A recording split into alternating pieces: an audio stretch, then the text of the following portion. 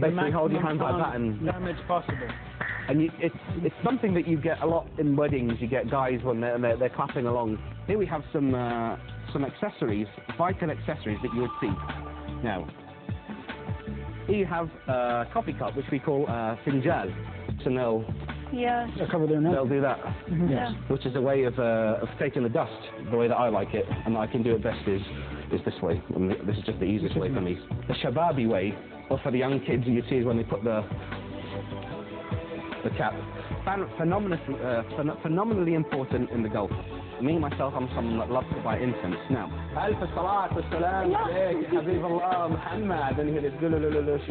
put the paper in front of you and you say, ha, Muhammad, Muhammad, Muhammad. So you have like the old grandmother saying, Inshallah, Fawzun, Inshallah.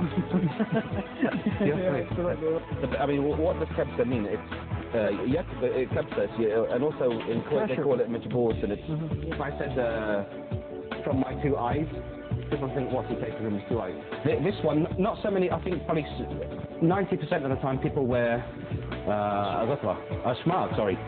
The ghatra, I don't wear it so often. And cooked. Once they're done, people either put semen, which is the ghee or the butter, and then they put honey on it. Not sugar and not syrup, but honey. So that's it.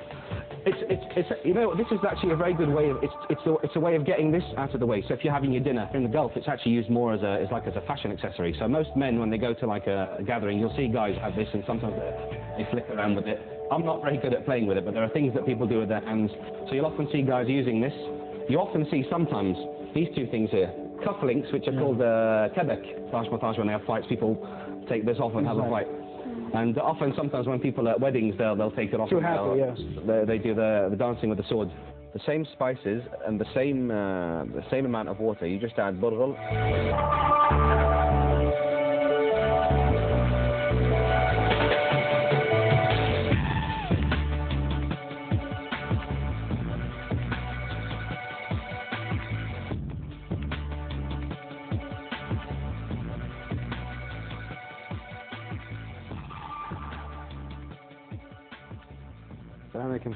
Welcome back, viewers. And I've just noticed how huge my face looks on that screen. I feel like my body's about to burst out of my thobe, even though these are bigger thobes.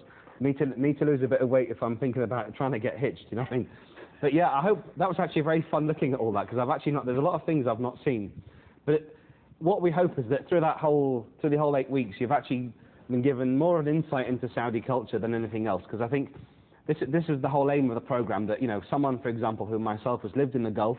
I mean, I'm not claiming to be a full expert on everything, but it's trying to give you little insights that perhaps you've never looked at. Maybe you've looked at the thobe and looked at the dresses and looked at, you know, certain bits of food, but we've tried to go a little bit further and to give you a bit more background into these things. And I think it's nice. I think, you know, I mean, I've met people that have been here 10, 15 years and can barely say Assalamu alaikum. I think it's important for people to try to discover Saudi culture, because it's not just one culture. Saudi Arabia's got about 5, 6 different areas, and each area has its own culture. So within Saudi society, like any society, you've got, you know, people from the north, from the south, from the east, and from the west. Each very individual regions with individual dialects, individual words. And, you know, I hope I've been able to give you a little bit of an insight. And I apologise if I've given incorrect information. And I apologise for saying Ya Malili to a certain man from Hayal. الشمريز بعد حييز وما حلا جلسة الرجاجيل. How are you guys? It's been fun. Well, it's been really good fun doing this. I've enjoyed it. The plural for Ibad Hayyiz. Ibad Hayyiz. Ibad Hayyiz. Yeah. Always add an S. That's the rule.